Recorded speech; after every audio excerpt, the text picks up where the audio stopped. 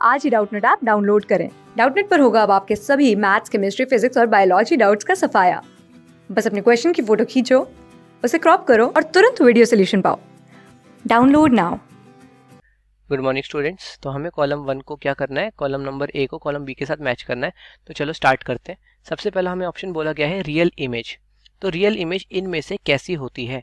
तो देखो, अगर मुझे रियल इमेज के लिए कॉन्केव मिरर चूज करना होता तो मैं कर सकता था, क्योंकि ये कॉन्केव मिरर जो है रियल इमेजेस देता है, लेकिन ये सारी केसेस रियल इमेज नहीं देता।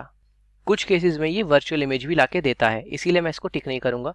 कॉन्वेक्स मिरर के अंदर कभी भी रियल इमेज नहीं बनती, ठीक है। इरेक्ट अगर मैं बात करूं तो क्या रियल इमेज इरेक्ट होती है? नहीं होती। रियल इमेज होती है इन्वर्टेड। तो ये मेरा लास्ट वाले के साथ हो जाता है मैच, ठीक है। डायग्राम के थ्रू देखने की कोशिश करते हैं कि रियल इमेज हमेशा इन्वर्टेड ही होती है क्या। तो हम इस डायग्राम में देख सकते हैं, ये मेरे पास कॉनकेव मिरर है। यहाँ पे ये मेरा ऑब्जेक्ट रखा हुआ है, ठीक है।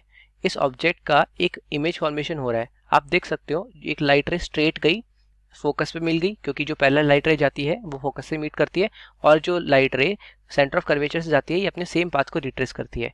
मेरा इमेज यहाँ फॉर्म हो रहा है। क्या इमेज रियल इमेज है? बिल्कुल है, क्योंकि एक्चुअली में हमारे रिफ्लेक्टेड लाइट रेज मीट कर रहे हैं। लेकिन ये इमेज क्लियरली इन्वर्टेड है, तो हम इस एग्जांपल को देख के समझ सकते हैं रियल इमेजेस बनती है तो इन्वर्टेड बनती है। क्या वर्चुअल इमेज के लिए मैं इनमें से किसी को टिक करूं? मैं सोच सकता था वर्चुअल इमेज के लिए इसको टिक करना, क्योंकि ये हमेशा वर्चुअल इमेज बनाता है, लेकिन कन्वेक्स मिरर के लिए मेरे पास एक बेटर ऑप्शंस आगे आने वाले हैं, ठीक है। तो वर्चुअल इमेज जो होती है हमेशा इरेक्ट होती है, ये बात भी करेक्ट है। इसके लिए भी एक डायग्राम देख लेते तो पता चल जाएगा, ठीक है। यहाँ पे पहले लिख लेते हैं B, virtual image is always erect, ठीक है। तो इस वाले डायग्राम में हम देख सकते हैं, यहाँ पे एक ऑब्जेक्ट रखा हुआ है, जो ऑब्जेक्ट पोल और फोकस के बीच में है। एक लाइट रे ऐसे गई जो कि सेंटर ऑफ कर्वेचर के रास्ते पे है, तो अपने रास्ते को रिट्रेस कर लेगी।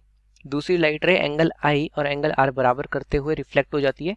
ये आगे तो मीट कर नहीं पाएंगे कभी, क्योंकि दोनों लाइट रेज एक दूसरे से दूर जा रहे हैं, पर ऐसा लग रहा है पीछे कहीं मीट कर रहे हैं। तो इमेज कैसी है? वर्चुअल इमेज है। और आप देख सकते हो इमेज सीधी है, जैसा ऑब्जेक्ट सीधा रखा है वैसी इमेज सीधी बन गई, ठीक है। तो हम बता सकते हैं कि वर्चुअल इमेज हमारी कैसी होती है? इरेक्ट होती है। अब बात करते हैं इनर सरफेस ऑफ स्पून। तो स्पून हमारा एक ऐसा होता है, ठीक है। एक स्पून का कुछ ऐसा शेप होता है, आप नोटिस कर सकते हो। तो स्पून में जो इनर सरफेस है, मतलब ये अंदर वाला सरफेस, अगर इसको आप देखो तो क्या ये ऐसा नहीं लग रहा कनकेव मिरर की तरह है? कनकेव मिरर जो है ये अंदर की तरफ धसा होता है। इनर सरफेस की तरफ आप देखो तो ये अंदर की तरफ धसा हुआ दिख रहा है।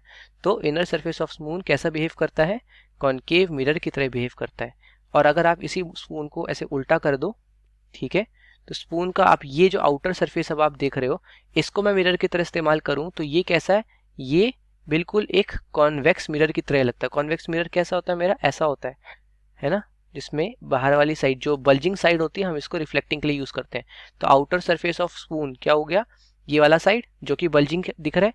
तो इसीलिए हम बोल सकते हैं ये वाला बिल्कुल एक कन्वेक्स मिरर की तरह इस्तेमाल हो रहा है। तो इस तरीके से हम लोगों ने कॉलम ए के सारे ऑप्शंस को कॉलम बी के साथ कर लिया मैच।